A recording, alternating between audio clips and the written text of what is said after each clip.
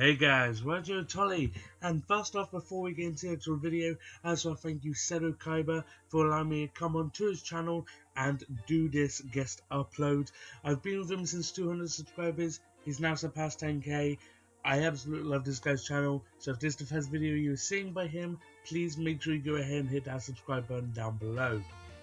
Now let's get into the actual video. So, I was struggling to think what should I do as my guest upload here on Seto's channel, and I thought, you know what, let's go back to my roots, let's go back to Heraldic Beasts and do a deck profile for you.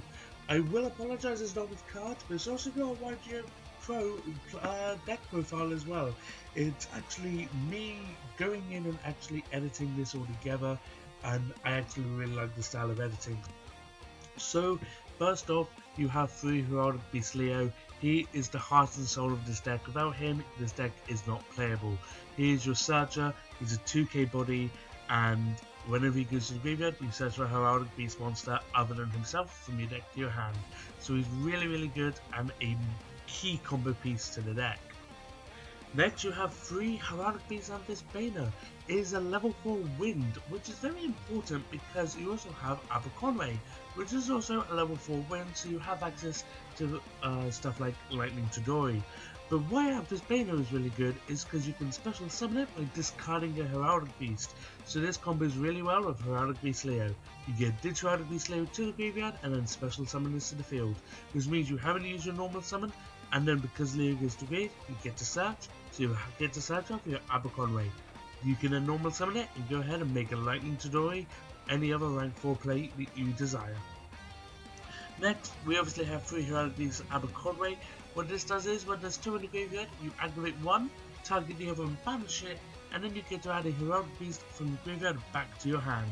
So you get to recycle your Heraldic Beast Leo back into your hand if you really want, then discard it again for Amethyst Bana, either to special summon it, or even if you want to discard it for Amethyst Bana's second ability, which allows it to gain 800 attack, and then you get search off for Leo if you haven't used its searching ability that turn. Next, you have 3 Heraldic Beast Unicorn. Basically, you get to banish this and target a second type Z monster in your graveyard and special summon it, so it is very good because it lets you recycle your number 18 to the field, which then means when it goes to the graveyard, you then get to send 2 more Heraldic Beasts from your deck to your grave.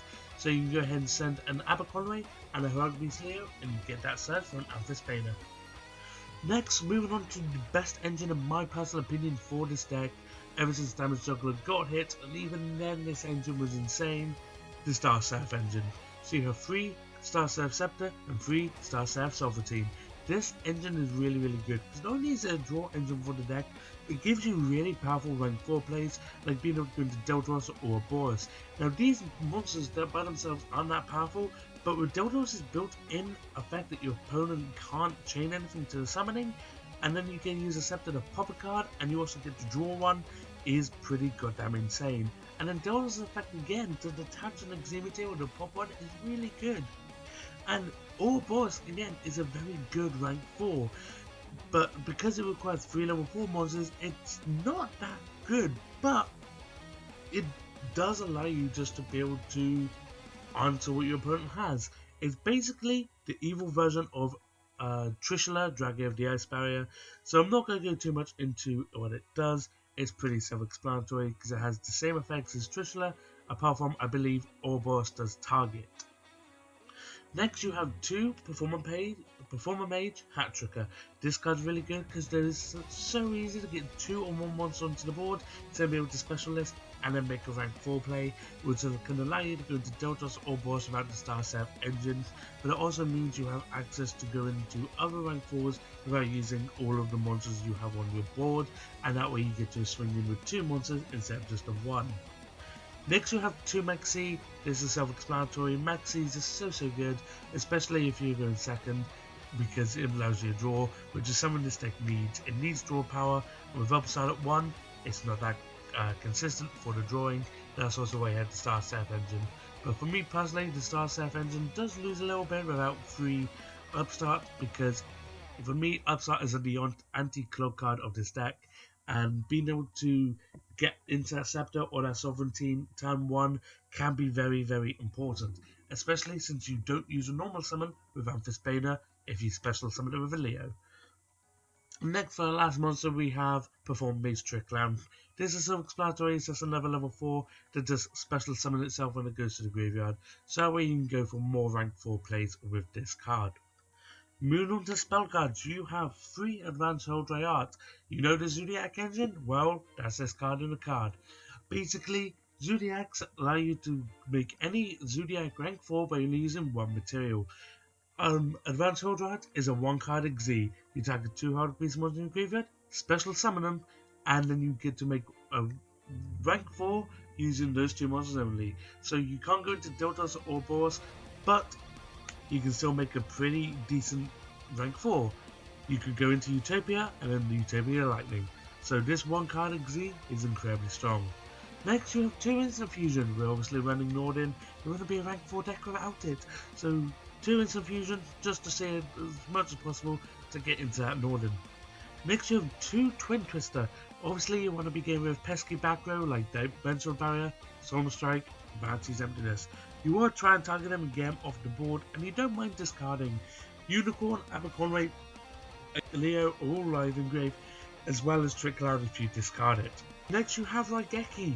Raigeki, self-explanatory, is a board clearer and is really good in this format with the Zodiacs. Next, you have Foolish Burial. So again, self-explanatory, you can go and send your Unicorn, your Aberconway, your Leo, or even your Trick Cloud if you need it for extra rank 4. Next, we have Upstart Goblin. Obviously, you need this for the draw power, 39 card deck, and it just helps with the consistency and can help you get into that missing combo piece, i.e. a Leo or a missing Star Seraph. And then last spell card we have is a Soul Charge. Obviously, with adding Soul Charge, it's so good, and it's just such a good rank 4 tool for this deck. There is no Pot of Desires within this deck, just because it actually hurts you more than it helps you, because you don't want to be banishing your Advanced Heraldry Arts, your Leos, your Star Seraphs, stuff like that. You don't want to be banishing them. They're actually very crucial for this deck to actually play, and if you banish a Leo, or even 2, or an Advanced Heraldry Art, or 2, or even 3, I've done that multiple times before with the Pot of Desires when I was testing it in this, and it just does really hurt, because then you lose your main combo piece to make a good strong board. The trap card lineup, there's only 6 of them. You have 2 Dimensional Barrier, very strong in this format, 2 Solemn Strike, again very strong again in this format, Solemn Warning, and Vanity's Emptiness. These should all be really self-explanatory because of what they do, and they've been in this game a while now. Moving on to the extra deck, you have Elder Entity Norden. This card is obviously really insane in this deck, just because it's a nice way to get into your rank 4s. You can bring back a Leo, make a rank 4, say that gets to Emerald, detach Leo, spin 3 back, shuffle, draw 1, and then you set up a Leo. It's really good because you get to go through 2 cards in your deck, and you've only increased the deck count by 1, but you get to recycle your Heraldic Beast engine, which is very important. Next, you have 2 number 18 Heraldry Patriarch. When this card is sent to the graveyard, you get to just send 2 Heraldic Beasts from your deck to the grave. So you just get to fill it up with Unicorn and Aberconway pretty much in order to use their effects. Or even Leo if you didn't get one turn 1, but you can make number 18. You can then go ahead and send Leo when this dies and a Unicorn, and then you get Search, and then you get it back next turn from Unicorn's effect. Next, you have 2 Digestor Emerald. You don't need to really, but for me, personal preference wise, I wanted to, just because of how much there is within this deck to combo off with for rank 4 plays. 2 just seem like a very good amount, because I just want to be able to recycle my cards as much as possible. And I tend to find once you've used Digestor Emerald's effect once, it tends to then die, and you didn't get to recycle 6 cards and draw 2. So I just prefer the 2s, that way I can definitely make sure I can recycle 6 or more in order to be able to go off on my combos a lot more and see them. Plus, it does then give you a draw which will get you into an advanced hell drive, which can be very important. Next, you have the 1 Evil Swarm Boss. I covered this a little bit earlier with the Star Seraph engine, so I'm just going to go straight on to the next card, which is the Utopia package of number 39 Utopia and number S39 Utopia, the Lightning. And these cards are very strong, Utility Lightning especially. Just being able to make it go up to 5k to run over things can be very important, and it just helps you get over annoying boss monsters that you might not be able to beat over necessarily because you don't really have anything that powerful within the main deck. Next you have Gagaga Samurai. This card has seen loads of resurgence currently. Well, resurgence is probably the wrong word. It's just seen a lot of play, just because of Zodiac's being able to deal 3,800 damage is insane, and for that reason I decided to put it in here, test it out, and it works a lot with the deck. It just works really well, and it just allows you to go for OTKs a bit more. Next you have Abyss Dweller. Abyss Dweller is always going to be good within the format, just because there's always going to be grave effects, and just being able to stop grave effects is just really good, especially if you end up going against BA. At that point they cry. Next you have number 80, Rhapsody in Berserk. I'm deciding to run this just because being able to banish crucial cards your opponent has can be very important, and affecting during your opponent's turn. So if you make this turn 1 against Zodiac, you can go ahead and banish their Momrat when it goes to the graveyard, and then they can't do anything. Next, you have Castel. You're going to be running Castel. It's one of the best rank 4s in the game. I don't really need to say much about it. Next, you have Lightning Chidori. Covered this a little bit earlier, but just being able to spin a face down to the bottom of the deck upon summon, and then detach and spin a card that's face up on the field to the top of the deck, so your opponent can't go +1 is pretty goddamn good. Then you have Dark Rebellion XYZ Dragon. Just being able to go into this and half an opponent's attack is very strong, especially since you're then gaining the half you deducted from them. So if they say have a Trishula on the board, you're going to have that from 2700 down to 1350, and then you're going to become a 3850 attacker, which is very strong. And then last but not least, we obviously have Satellite Deltaros, which I covered earlier as well with the Star Seraphs, so I'm not going to cover it now. So, if that was the first video you were seeing on this channel, please make sure you go and hit that subscribe button and hit that little bell next to it as well if you will be notified when it does upload. Again, as was a massive thank you to Sarah for allowing me to come onto his channel and do his guest upload. It means a lot to me, and I cannot be more grateful to him for allowing me to do this. Anyway, I hope you guys did really enjoy this video. If you did, please come over and check out my channel and hit that subscribe button as well.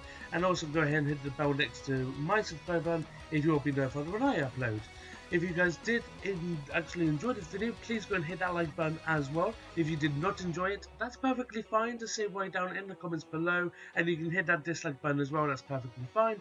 That will help tell me and tell Seto what kind of content you do and do not like, so Seto can give a little bit of advice to people when he has more people to guest upload onto his channel, as well as give me advice for how I can also improve on my videos.